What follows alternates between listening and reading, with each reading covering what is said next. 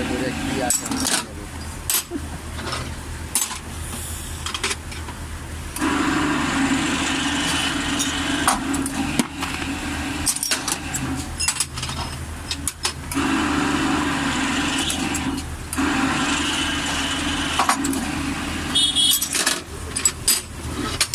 Bolting শেষ নাকি? হ্যাঁ বলছে